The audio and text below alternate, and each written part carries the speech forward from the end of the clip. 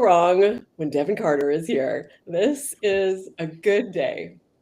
I have to tell you that when I met Devon, like she had me at hello. She is one of the kindest and most compassionate people that I have ever met. And she is also one of the most knowledgeable when it comes to recovery from neuroplastic conditions like ME/CFS and long COVID. Try to stump her. I dare you. She has lived it herself. She has studied this extensively, and now she does the hands on work of coaching others and supporting others as well. So, when your mind goes into like, am I doing this right? Or it doesn't seem like this is working, or how do I get rid of these specific symptoms? How do I make them go away? Devon, I can almost guarantee, is going to flip the script on you and get you thinking about this in a whole new way, in a much more helpful way. She is a living, breathing, like aha moment because she brings so much clarity to a process that for most of us is filled with so much confusion. And if you're new here, I'm Raelan, and this is where recovery stories meet the latest science to uncover what makes the difference with ME/CFS, long COVID, and beyond. And today, as you can see, I'm joined by the amazing Devon Carter, who spent 18 months off work with long COVID, much of that time bedbound, before discovering her path out of this. And what shifted things for her wasn't trying to make her symptoms disappear, it was a different approach entirely, which is a bit of what we're going to dive into today. And once Devon fully recovered, she returned to her full amazing life and career and also trained as a pain reprocessing therapy coach.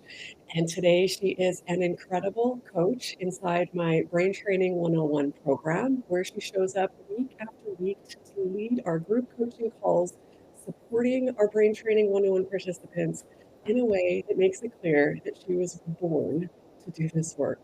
And the progress we see in these calls brings us all to tears, just happy tears every week, seeing people getting their lives back.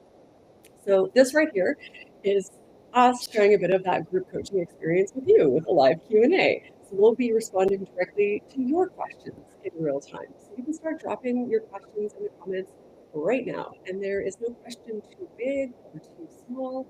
We will do our best to get to as many as we possibly can. And if you're watching the replay, you'll definitely come away with practical insights that you can put into use today. So, Devon, I'm excited. Let's do this.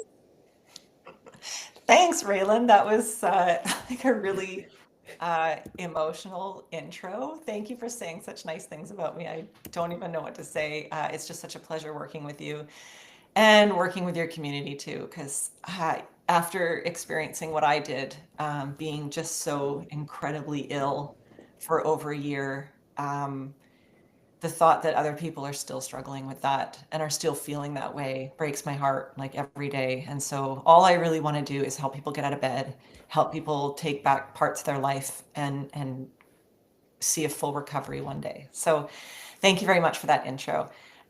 You're right. I do often get questions about specific symptoms and how do I get rid of this symptom and what I do with this symptom. And sometimes it's like, well, you've talked about this, this, and this, but I have this. And it's like a different symptom that people feel like hasn't been talked about yet.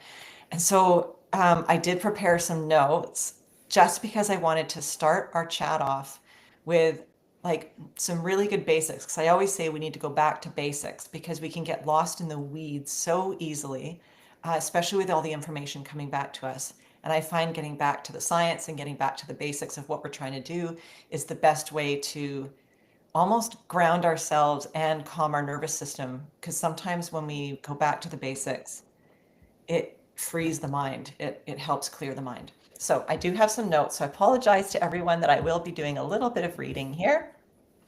Even though I know this stuff, I just wanted to make sure it was done really well for you here so that you have a place to find it.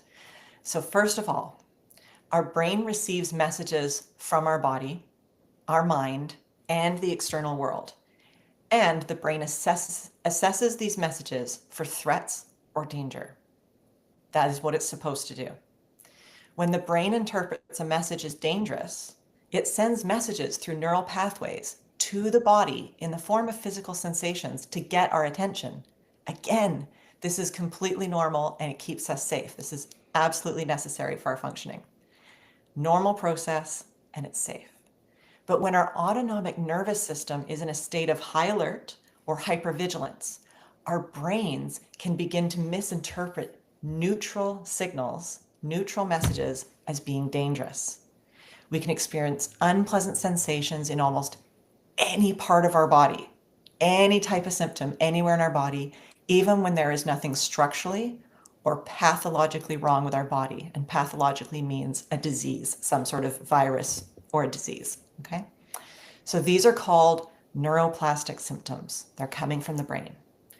Neuroplastic symptoms can come in the forms of ME/CFS or long COVID, POTS, fibromyalgia, chronic migraines, chronic back pain, or many, many other unexplained chronic conditions. And it can be some of those, it can be all of those. You could have a whole list of diagnoses. So no matter what the symptom is, no matter the diagnosis, no matter the severity, and no matter how long you've been experiencing it, if you've gone through all the tests and all the scans and the imaging with your doctor and no cause was found, you most likely have neuroplastic symptoms. And this is excellent news. Neuroplasticity means that your brain can and will change all the time. So our brains, as we learn new things, as we experience the world, they are constantly changing, and that never stops for our whole lifespan.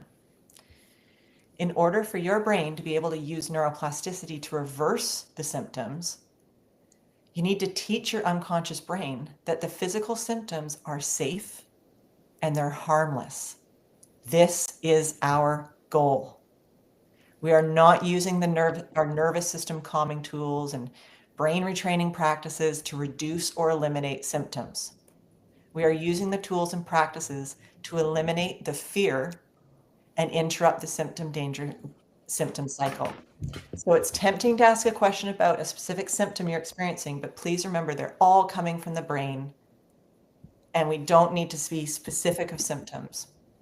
They're all safe. All right. Thank you very much for your patience as I went through that. I just thought it was really important for us to start back at the basics. That was excellent. And, this seems to always happen, Devon, when you come on, there's some sort of technical difficulty. My proper mic isn't registering, and I'm not sure. Okay. Can we open it up to a question? And I can't believe I'm going to do this to you again. Are you leaving me? I might leave and come right back. I think it's the only way it'll let me. I don't want to record this entire interview just using my MacBook Air microphone.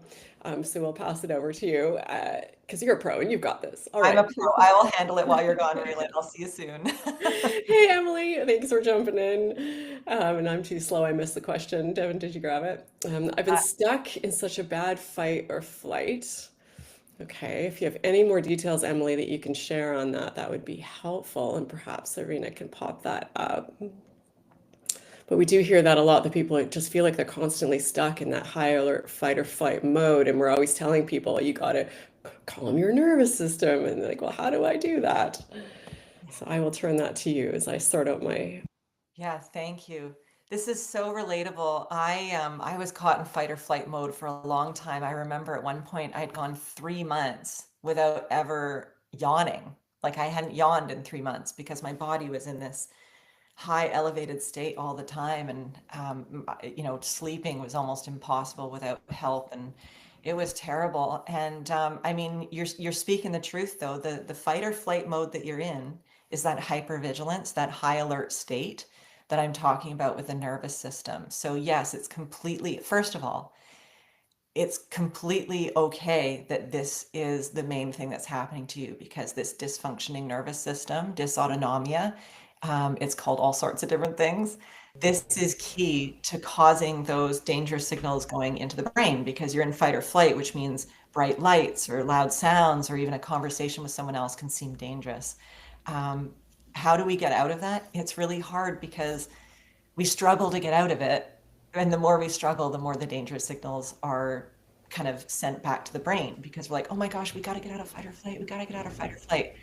So the best way to do that is to accept that currently you're in fight or flight and that your nervous system is hyper vigilant. And the more you can be okay with it and recognize that it's safe to be in that place, again, reinforcing the messages of safety will eventually calm your nervous system. If you're trying in that very highest state of alert to do breathing exercises or meditate to bring it down, it's going to be very, very difficult. Yeah. Hi, Raelan. Welcome back. Hey, thanks. You know what the ideal number of times that you should abandon a guest during a live call is? At least It's one. zero. Yeah, I say it's zero, and we're now 2 for 2. So you're Devon's never gonna come back. We're gonna have to be really nice to her to make up for my my issues. But hopefully, I've got the right mic now. Thank you, everyone, for your patience, and I have no doubt that was a very helpful answer. What do we have next here? And okay. Hi, Raelan. Through over 8 years from bedbound to doing much better now, I'm so grateful to you and your channel. I think that said, oh, so great to hear. 8 years. It's such a long time, isn't it? It can feel like it's never going to get better when it goes on that long. But it can and it does. So happy to hear that. Thank you for sharing that. Good to hear.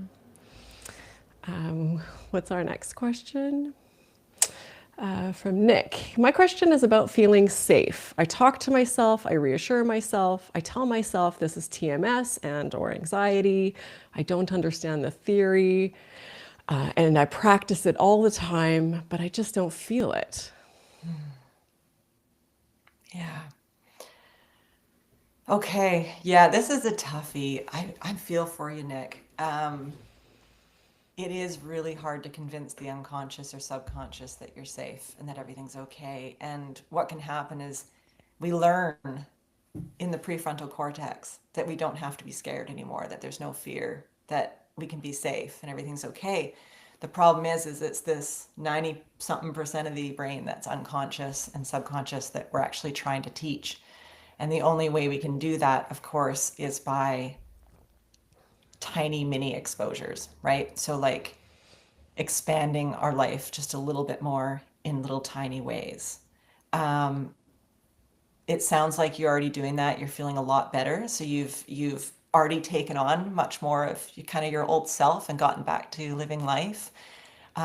So if you're struggling to feel safety still, it might be something that you have to look at in your environment or in your relationships or in your own kind of daily behavior, whether that's maybe you're still watching too much screen time, or maybe you're still listening to the news too much, or it could be a habit that you've always done that feels like it's not a problem, but it is. I'm not saying you're missing something necessarily, but I think it's worth exploring.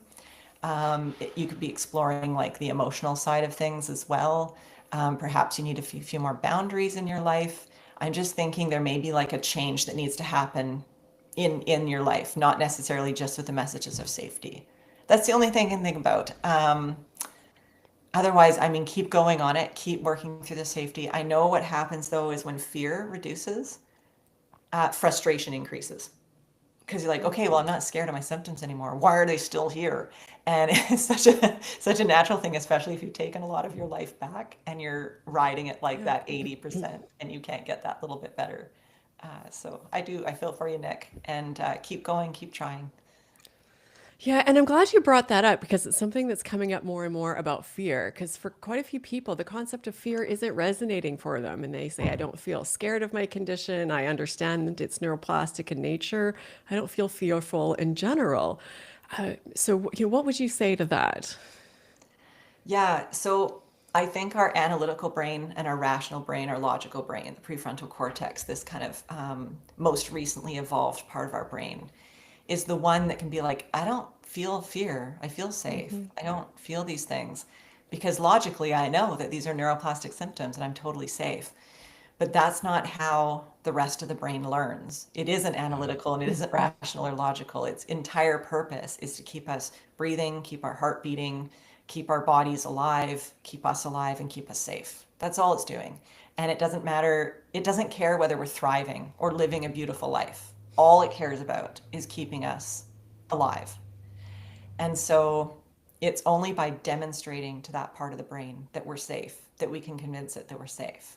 We can't necessarily talk our way out of it. So the talking helps, the kind of reassuring, the self-talk helps bring down that nervous system in a place where we can start going out and doing more, or even just doing more around the house, or just being out of bed for longer than we usually are. But yeah, it's hard because rationally we're like, okay, I'm not afraid of it anymore. But that's not the part we're talking about, and that's what makes this all so complicated and why people stay sick for so long, because you can't just think your way out of it. You can't use kind of cognitive behavioral therapy to get yourself out of it, because that's up here. Yeah.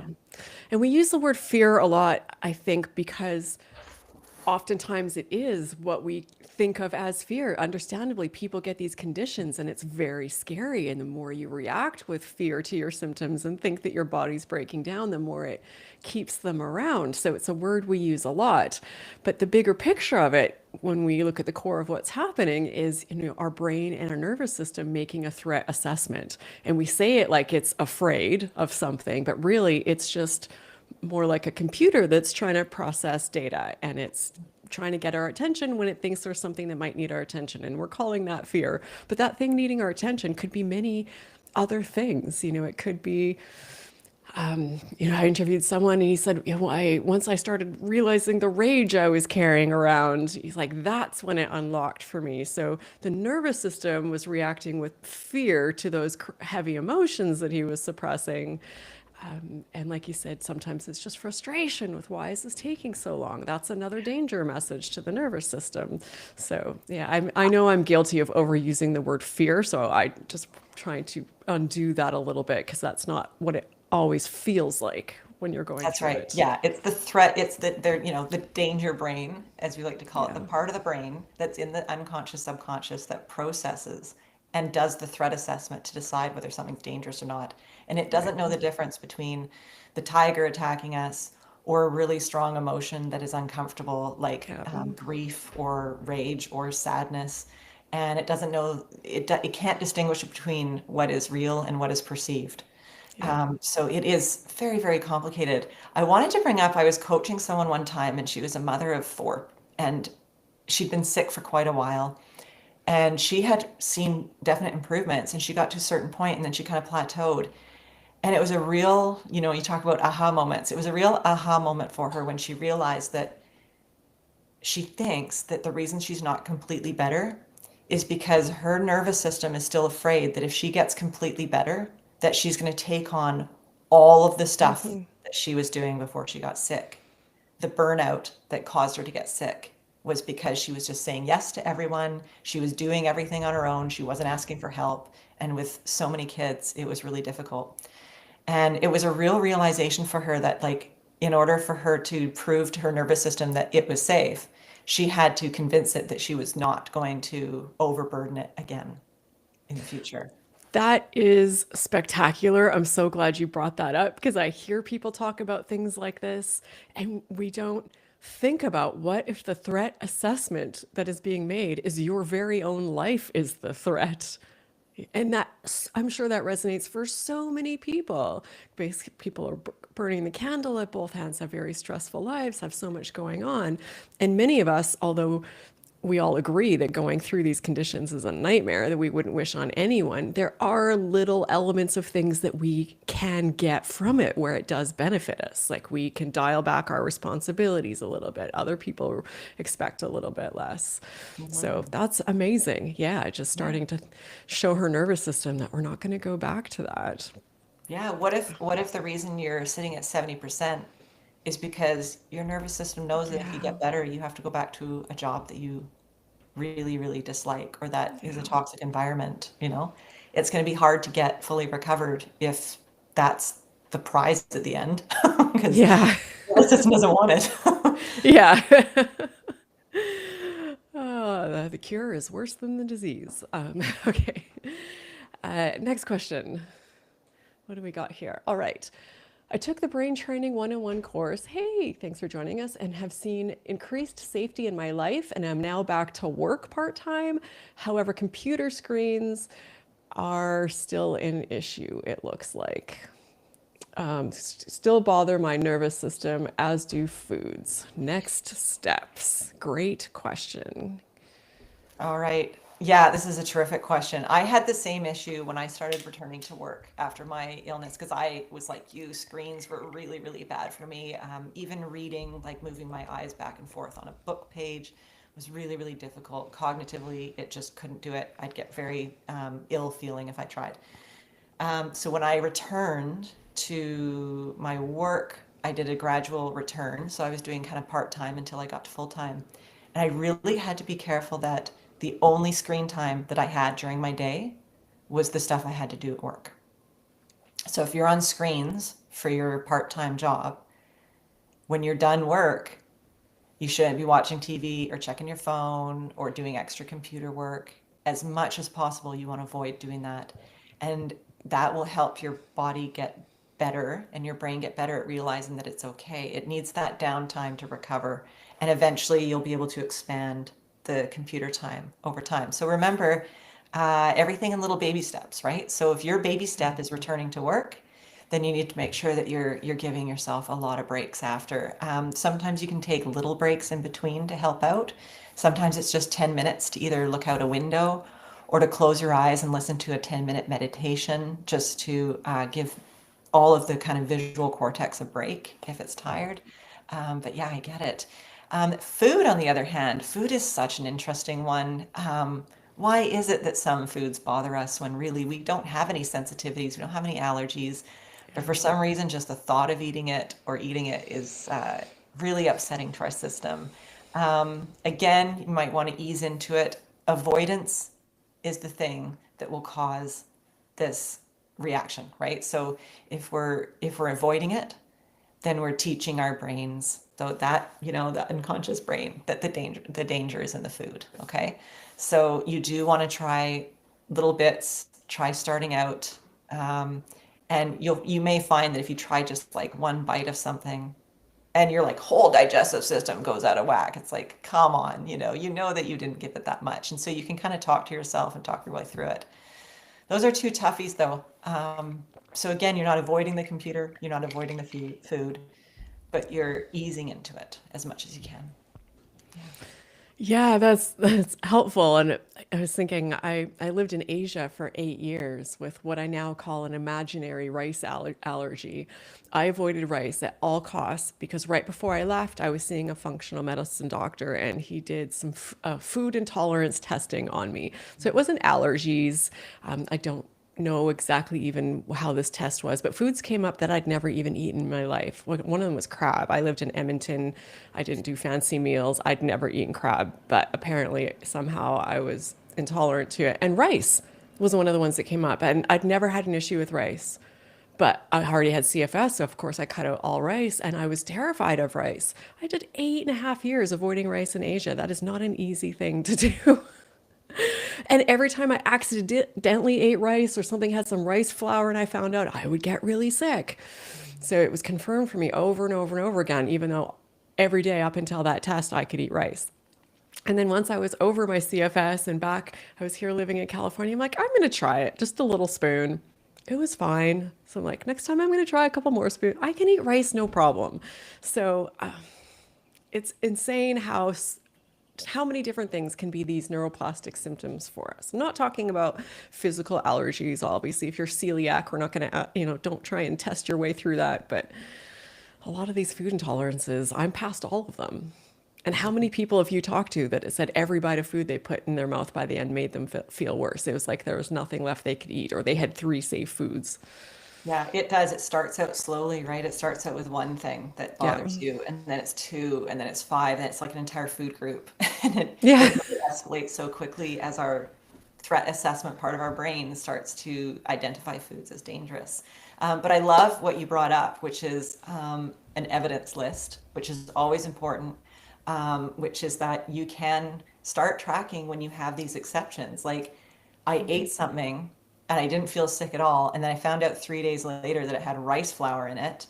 And then I Yeah. felt sick for the whole day. Yes. That is amazing evidence right. Yeah, that happened for sure. Yeah, There it's was rice in there. Oh, I don't feel good. oh, oh, yeah, oh my God, so keeping track of symptoms changing, moving, being delayed in their response. I mean, if you eat something that you have a real intolerance for, Yeah. you're going to know really quickly. And if you have an allergy, even quicker. And so just keep track of those pieces of evidence to remind yourself of next time when you're like, no, I am going to eat a bit of rice because I ate rice flour 3 days ago and I didn't have any trouble until I found out. And so I know that it's okay.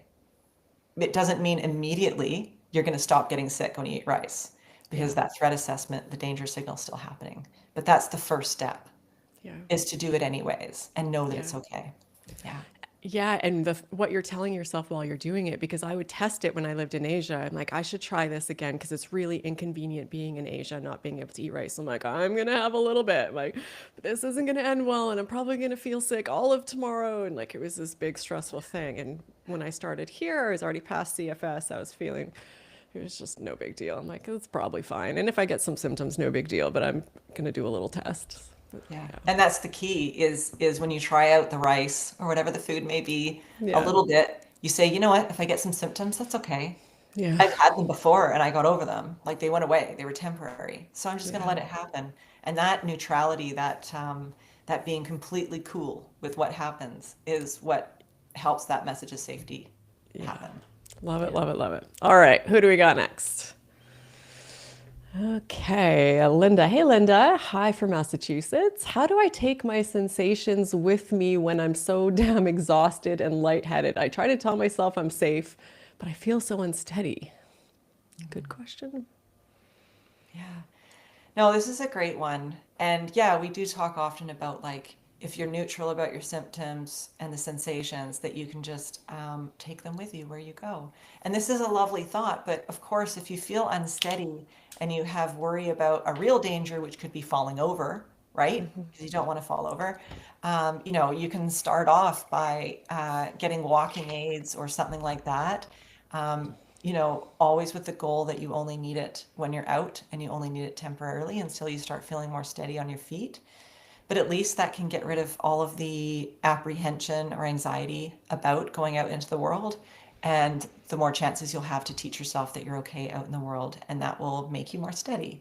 I know I read a thing once that was talking about how, like, people who are chronically ill, it's invisible and nobody can see it. And so sometimes just having a cane and take, even if you don't use the cane, just having the cane with you when you're walking makes you feel like if you need it, you can use it. But it also kind of indicates to the public around you that to give you some extra space, maybe Yeah.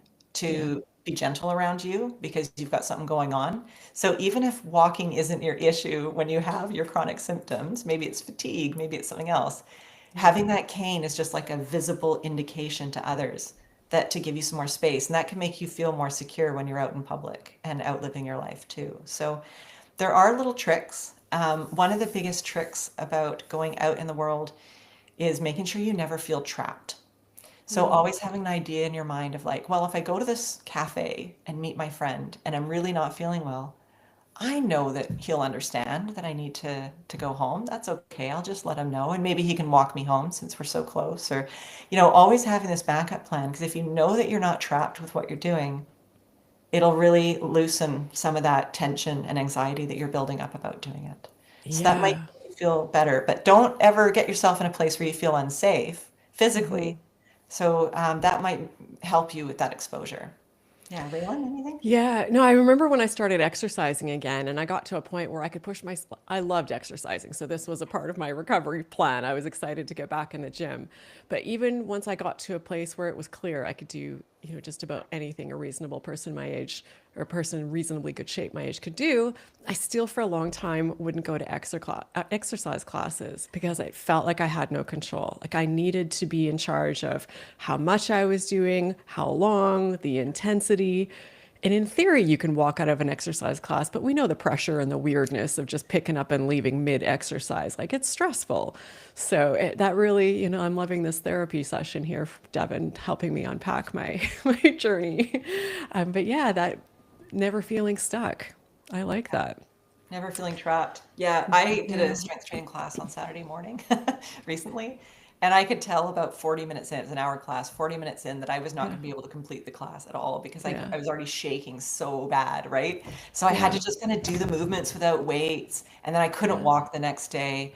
But I loved the fact that I was really responsible when I was there to just say, yeah, I've worked out a lot in this first 40 minutes. I'm Yeah. good putting the weights down and just Yeah. doing the movements as more of like a um, range of motion exercise rather than strength training. And it's important to let go of perfectionism, let go of people pleasing, because you'd be surprised when you're standing in a class full of people with an instructor in front of you how much you want to please that instructor. And so getting rid of that, Yeah. getting rid of the people pleasing, excuse me, take over. I don't want to just please the instructor. I want to, this is me being hard on myself. I want to be stronger and better than everyone in the class, too. Like, it's just that old wiring from, like, you're not good enough unless you're pushing the hardest, you have the most weights, and the teacher thinks you're the star. And yeah, it's a lot. I hope this recovers. Let me grab a mint. I'll be right back. Yeah, yeah. You know what? Before we move on to the next question, there's something else that I wanted to say on this because this comes up so much. This question of how much should I expand activity? What do I do when symptoms come up? Should I keep doing activity when I have symptoms?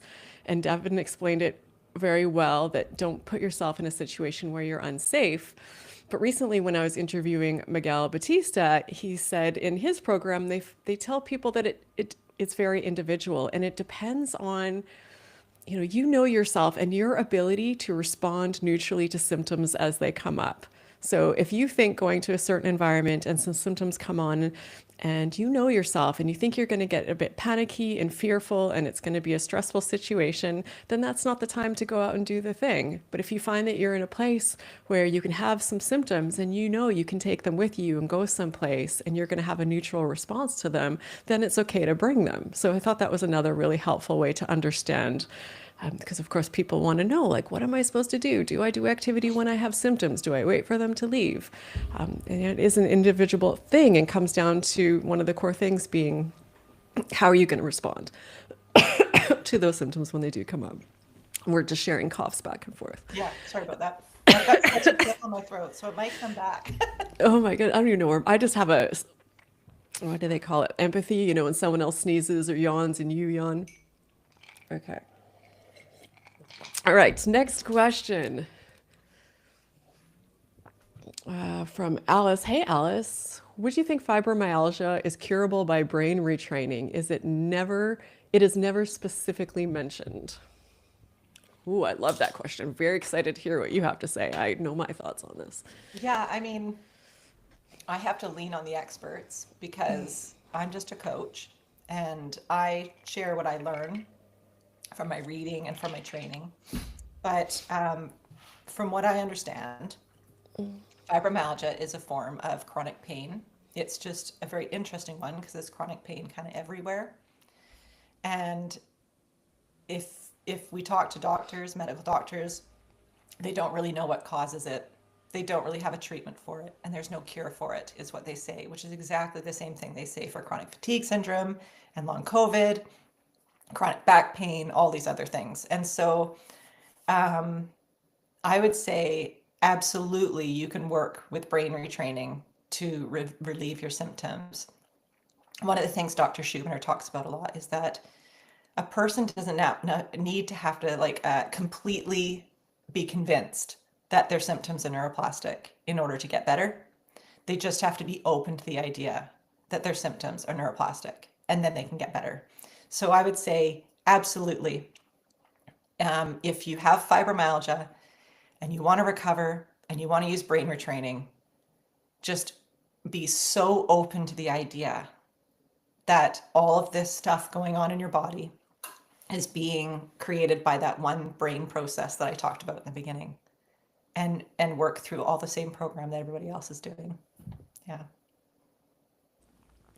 Are you all right there? I feel like I should have given you a little bit longer of a water break. It'll come back. It's okay. The reason I love that question, and it points out something, You know, when the pendulum swings really far in one direction, sometimes it has to swing really far in the other direction where we come back to the middle. So for a long time, we were talking, the science, medical community, the research, almost exclusively about chronic pain.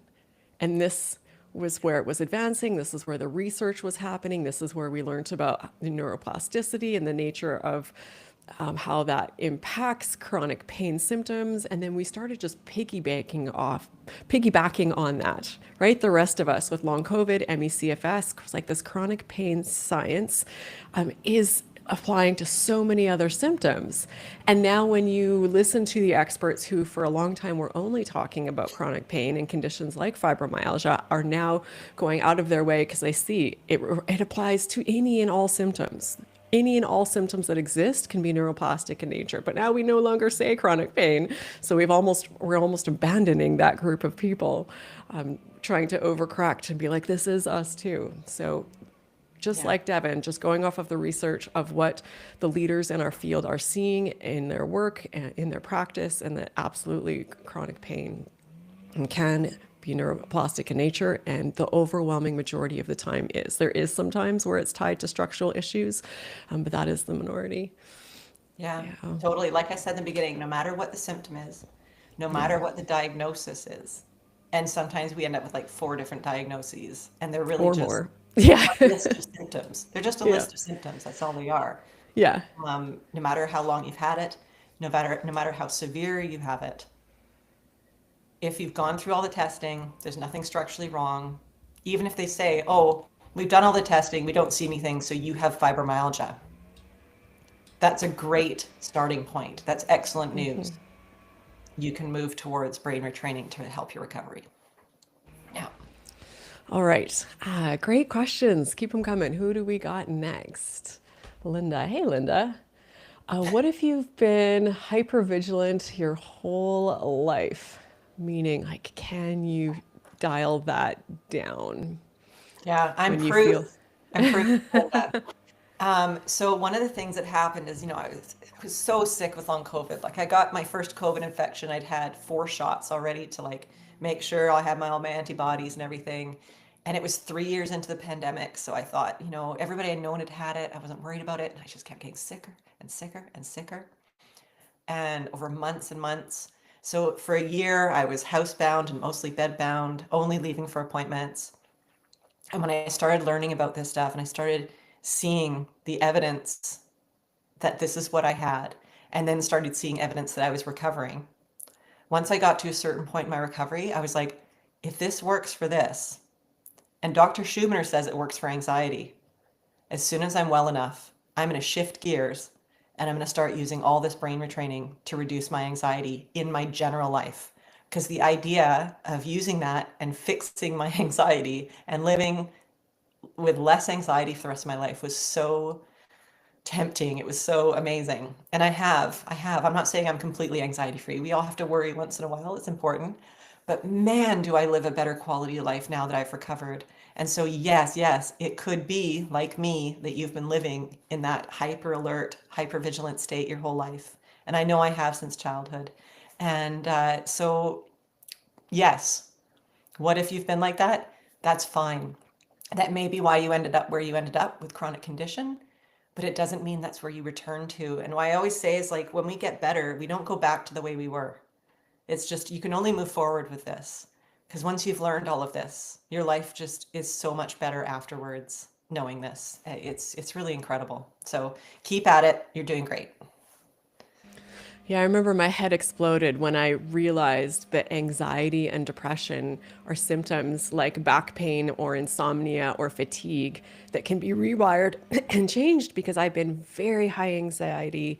I'm very tightly wound my entire life and still a work in progress. But then I read Howard Schubiner's book, Unlearn Your Pain.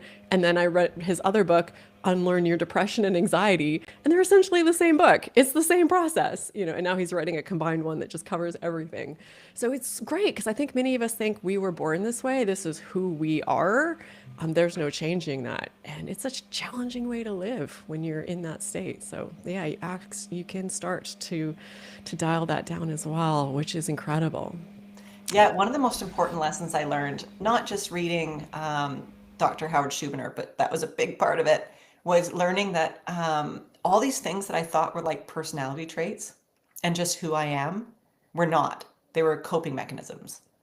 I have things that are truly me, but there's a whole bunch of things that I do or say or act like that are coping mechanisms. They're not a personality trait. And learning that was so much fun. It felt so freeing to be able to let go of things that I just thought I was trapped with. And yeah, so I highly recommend doing some of that work. It's really cool. Love that. All right, what do we got next? All right, Amanda, how do we balance not being overly focused on healing, aka fixing, but still need to keep reminding ourselves of the right tools to help us stay on course? My overthinking brain gets tripped up here, understandably. So don't fix yourself, but here's all these tools. Use those to fix yourself, but don't focus on fixing yourself. I can see Yeah. where that's a tough one to navigate. Yeah, wasn't it your interview with Rebecca Tolan where she talked about this so beautifully about taking a break from fixing yourself and how sometimes taking a break from fixing yourself is how you fix yourself? Yeah. Because we do, all of us want a prescription or a program or like some sort of week by week thing Yeah. like you would do with physical therapy from a broken leg or some other injury. And it just doesn't work that way with this. And that's really difficult for us in our kind of current culture and society where we really like to be just kind of told what to do and then we do it and then it's okay. Um, there is no way to do that with this. Um, so sometimes we do need to take a break from fixing ourselves, as long as that is like a welcomed and invited break that we're welcoming in. It's not like a giving up. It's not a hopelessness kind of break. It's a break that we're doing because we know we're okay and we can take a break from doing it. But understand that that's a mindset, that's an attitude, that is what we're actually trying to achieve for everything, which is like, it's okay for me to take a break from fixing myself because I'm safe and I'm okay. That's actually perfect because that's what we're trying to teach ourselves in the first place. Yeah, I loved Alan Gordon's book, The Way Out. If people haven't read it, there's an audio book too that which is excellent. He used to be a comedian, so it's delivered in a very enjoyable way, but also very research-backed, science-backed. And he shares, a lot of tools to use to help you to get past these symptoms, but he very much emphasizes that most of your day should just be about living. Like what is going to make you happy, what's going to bring you a little bit of joy, and then, grab 10 minutes here or there throughout the day, maybe to do some somatic tracking. But it should be a very small focus of your day. And if whatever those tools are start to feel like work or a chore, then abandon them altogether because they are not for you. Those are not the right tools for you. So it is a challenging thing to wrap your head around. And it seems to make no sense and sound almost insulting when we say the prescription is happiness, but in many ways it is, because that's the strongest sign to your brain and your nervous system that everything's okay. Yeah. Um, all right, what do we got next? I don't know if anyone else can hear the leaf blowers over here, but hopefully not. Okay. Hi, Alice. After 50 years of ME/CFS, I embrace brain retraining. Did you say 50 years? Wow. It is great, but now my total body pain gets really unbearable and I do not seem able to relax anymore. How do I respond to this? I'm still on the 50 years, Alice. Wow. Yeah, Sorry my to hear heart goes that. out to you, Alice. Yeah. That's a long time. Right. So it's unclear here. I'm going to answer kind of in two ways because it's unclear here whether this is like you've gotten better from a lot of different symptoms through brain retraining, but the thing is really overwhelming, or if this is like you had CFS for a long time and now that you're recovering, this is a new symptom. So I'm not sure which one we're working with here. But either way, um, there's two elements. One is when we start to recover, our body tends to try to get our attention in other ways. So if you've had CFS for a long time, whether that included the full body pain or not, I'm not sure. It could be that as you're doing brain retraining and you're starting to learn this stuff and starting to feel a little bit better, your brain is going, oh no. And then we have these extinction bursts, right? Where it sends like a new or a more severe symptom or tries to direct your attention to something else. It could be just that you're worrying about other things in your life more than you did when you were really sick, because now you have more energy to worry. And so it's actually like making you worry as a symptom. It can be anything. So it could be something like that happening. And if it is, it's completely normal. It's absolutely expected and is actually, in fact, part of the process of recovery. The other one could be that it was always part of your symptoms and you're watching some of them be relieved, but this is the one that's hanging on. And for anyone, they usually have one or two symptoms that are the most difficult to see relieved, right? So again, we're not trying to fix it, not trying to get rid of it, but the last ones to drop off as our symptoms start to reverse themselves. And it depends on who you are, why that one might be the one that stays longer. For me, it was my brain fog, my cognitive stuff. So I could go out for long walks, I could do all these different things, but my cognitive impairment hung on for the longest. And I think it's because, in my work and in, just doing stuff like this, which I wasn't doing then, but of course I love, I needed my brain, I needed that cognitive function. For some people, if they were training for an ultra marathon when they got sick, their physical might be the last thing that comes back, even though their brain is working really well, they can't exercise. So just keep in mind that it doesn't matter the particular symptom, again, whether it's the full body pain or the cognitive impairment or anything, they're all being caused by that same brain process, that same threat assessment. And so keep working on the brain training. You're doing great. Just keep working through the tools, keep reminding yourself of safety, and give it some time and patience. That's the biggest key. Yeah, go ahead, Raelan. Yeah, no, I was just thinking I've interviewed people who, I don't know, we've had 50 years, we've had 30, 40, maybe 45, and did fully recover and fully get past it. And I just have so much respect for you and your resilience that you're still looking for things and you haven't given up. And you're like, I am going to solve this. Like, I'm going to do this. And I think that's incredible because many people understandably do give up. And it's heartbreaking, especially when I interview so many people that after decades do fully get past it and then are symptom free, chronic symptom free. And it's such an amazing thing. So you are on the right track. Keep going.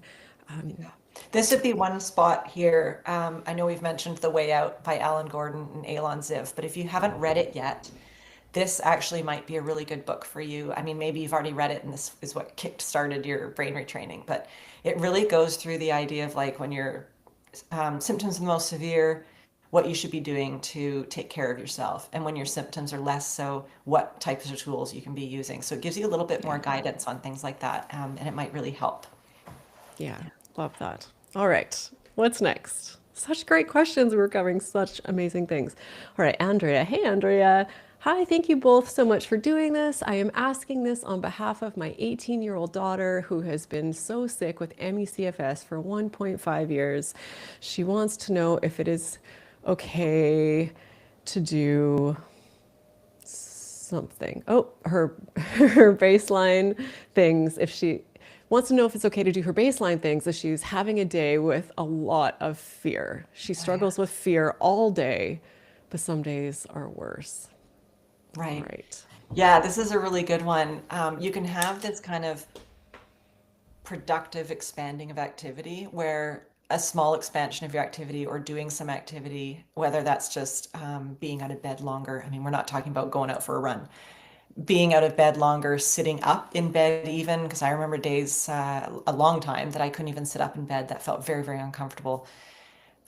You want to be doing that in a time when you're not in the place of the highest fear, so that becomes like constructive. It becomes reassuring for your nervous system that you can do it. If you're in that really high fear state, if you try to do some of those, baseline things, as it says, and they don't go well, unfortunately, that becomes something that reinforces the danger signal or reinforces the threat assessment. So that we would call a setback, right? And now setbacks are totally normal. They're going to happen, especially if you're having a high fear day and you're stuck having to go to a medical appointment or something. Like you don't have a choice. Life happens, right? But it could be that having this idea of these are the baseline things that I do every day, no matter what, could be a little bit rigid. It could be a little bit rigid for her. And so maybe it's something that she can just have a little more self-compassion, be like, today is a pretty high fear day. I'm going to just stay focused on kind of these like healthy avoidance behaviors. So if it feels better just to stay in bed and read a book, or just, do some knitting or something like that, whatever it might be, that's probably the best thing to be doing on those days. If it requires a heating pad or an ice pack or something that just gives you that extra comfort, because you really don't want to be doing those gradual exposures when you're at that really, really high fear state. Yeah. Oh, you're muted.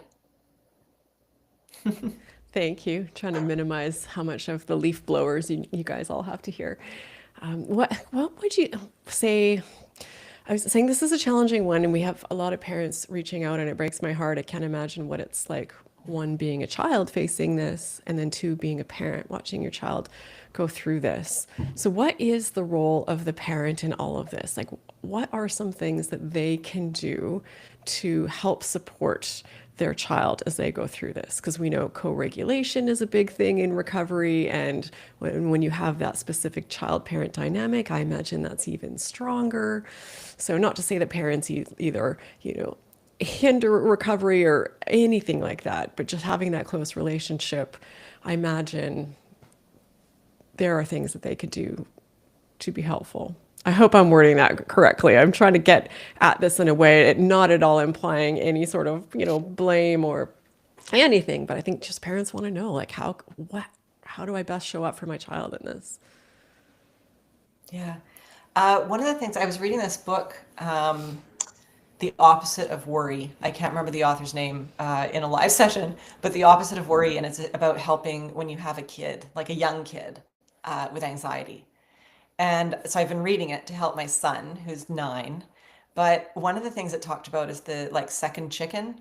So if there's one chicken that gets startled by something or really alarmed, it'll look to the other chicken and see if that chicken is also alarmed. If that chicken is, then it's like, oh, there must be danger. And if that chicken isn't, then they're like, oh, okay, I was just kind of, it's okay. My nervous system's just overreacting.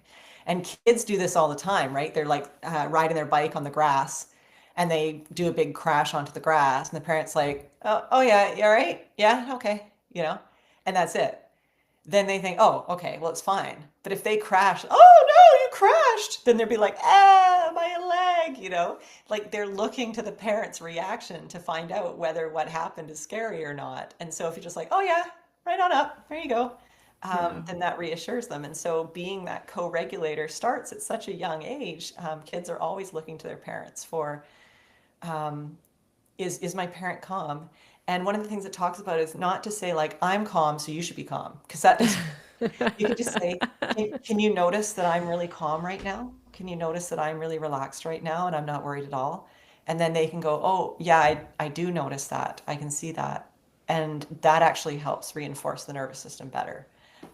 So yeah, it is really hard to be a parent. When I was really sick, and I'm in my 40s, but when I was really sick, my mom was like the worst person to be around because she has a really high anxiety profile. She's always been very nervous of anything medical, has a lot of like phobias around medical stuff. And it's not that she didn't mean well. I mean, she's my mom. She wanted me to get better, but having her take me to medical appointments made them 100 times worse.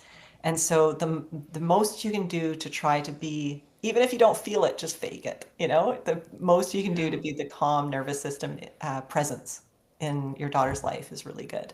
You got to Yeah. be that calm chicken. I love that. Be the calm chicken. That's right. Be the one who like didn't even notice the loud noise. Even if you're not that chicken, you can pretend to be the chicken. I always, even if no one's around, I'm going to strive to be the calm chicken. I love this so much. Such a nice Yeah. visual. All right. I know we're just up on time. Let's take a look at one last question to finish this off. Thank you, Devon. You've been incredible and answered so many helpful, or shared so many helpful things. Yeah, great questions, everyone. Yeah, these are wonderful. Okay. So we have, if symptoms get stronger after starting brain retraining, can it be that trauma is repairing itself now? It feels safe to do so. Ooh, interesting Hmm. question. Yeah, there are kind of two things going on with this question. Um, okay, first of all, it's completely normal and expected for symptoms to get a little bit worse after you start understanding what's going on and you start doing brain retraining. So I just want to put that out there right now that if you've started brain retraining and you're noticing things ramping up a little bit, that's actually a good sign. Because remember, anytime our symptoms change, whether that's getting worse, getting better, moving in the body, or changing in kind of color or texture, as we talk about, where it's like it used to feel like a sharp pain and now it's an achy pain or whatever it might be. Those are all signs of neuroplastic symptoms. So those are excellent news. So if you start brain retraining, which is a completely benign process, there's no medical treatment going on, there's no medicine, there's no procedure, right? Then okay, that's okay. It's okay if they get worse. That's just because I'm getting into those spots now, right? You're getting into those spots in the brain. So yes. Now, whether that's because you're processing trauma or not, it depends on the work you're doing. And potentially it could be happening. Like, I don't know what your background is, but it doesn't necessarily mean that. And we know that childhood trauma or current trauma or even worrying about future trauma can affect our nervous systems and sometimes is a big part of our chronic condition. It has been shown through clinical research that many, many people can completely recover without ever addressing their trauma. It doesn't mean it's not there. It doesn't mean when you're better, you don't need to maybe go to talk to a therapist and sort through it because you've kind of acknowledged that it's there. The only thing that helps truly for everyone as they're recovering is knowing how trauma affects their nervous system and causes the brain to assess threat and send the danger signals. Once you understand that the trauma may be causing some of the symptoms that you're having, you can recover from them just with that knowledge, just with that kind of scientific baseline of knowledge. So yes, you could be having trauma come up. I know a lot of people will recover quite a long way, and when they're really feeling better, all of a sudden they realize that they need to start dealing with their trauma in order to get 100%. It can happen. It's like, okay, I'm at 80, 85%, but I really need to sort out this one really traumatic relationship that I have with a parent or a sibling or an ex-partner or something like this. You need to talk to a therapist and work through it. But most people don't have to. I just want to reassure you, most people don't need to. Yeah. Love that answer. Love that question. Love that answer. Yeah. Thank you, Devon. All right. So tell us, sorry. Oh yeah, the question is, will there be a replay of this? Which there is. This link that you used to get here, it will continue to stay live to let you get to the recording. So yeah, it's always around. And Raelan will have it on her channel. Yep. Yeah, you can just go to my channel and there's a live recording section and you will find this there. So all of this will be there and we'll work in the next couple hours to get some timestamps added so that you can jump around to different topics if there are some that you want to go back and revisit or if you're watching for the first time. So it's a bit more organized for you to go through. So many great answers here, Devon, though. This is absolutely incredible. I do not think I oversold you or exaggerated in that intro at all. This has been absolutely incredible. And I know in addition to doing coaching in our Brain Retraining 101 program, which we'll link in the description as well. So that's an online program with bite-sized videos that teach you the science, teach you tools for brain retraining and nervous system regulation. Talk about how to slowly and safely expand activity and reintegrate back into your regular life and how to keep this, chronic symptom-free long-term. And we have group coaching calls every week, including with Devon. I do some, she does more. We also have another coach named Bjorn who's incredible. So if you're interested in having more Devon in your life and a bit more me, that's one way. So you're always welcome to come join the program if you're not already there. But then Devon you also have other work and other ways to work with you as well. So tell us about that. Okay, yeah. So I don't have a session running right now, but I am planning probably one in January. And it's a 5-week program where we do basically a book club with The Way Out by Alan Gordon and Elan Ziv. So, we read a certain amount of chapters each week, and then we meet and we briefly talk about what we learned. I answer a bunch of questions in that group coaching atmosphere, and then I deliver a lesson at the end of the hour that you can't find in the book. So something additional from additional training or reading that I've had. And it's devoncartercoaching.com. So very easy to find. And yeah, please, the best thing to do is to use the website form mail to send me a message if you're interested in the next session. And I can add you to that email list that I'll send out when I've set the dates. So if you're interested in doing that, I'd love to have you. And just before we finish, I want to say my heart goes out to all of you. Now that I've been through it and I know what you're going through, it just breaks my heart. But I'm so hopeful, and I really truly believe that everyone can recover from this. And I just, borrow my hope for a little while if you need to. Borrow my belief and borrow my conviction, because I saw it work and I see it work with people all the time, and you're no exception. You can do this. 100%. Everyone can recover, even you. I know we have all the reasons we tell us why it might not be in the cards for us, but you too. You too have got this. And Devon's website will be in the video description. And I believe if you decide to join Brain Retraining 101, if you do it through her website, you'll get a discount. So you can get it cheaper through her than you can through me. So That is so true. Go to my yeah, website, find the yeah. link right in the first paragraphs there. Yeah, and check out her incredible book club. Devon, you are wonderful. I cannot recommend you enough to people. I think you are fantastic. 100% born to do this work. Such a gift to all of us and all the people who are still going through this. You are impacting more people than I can begin to imagine. So thank you for being you, and thanks for being here today and doing this with us. Thanks for inviting me, Raelan. It was awesome. And thanks for everyone who joined live. Appreciate you having here. I hope you'll take a moment to check out Devon's links and see how you can work with her a little bit more, because she is absolutely fantastic. All right. Bye, everyone.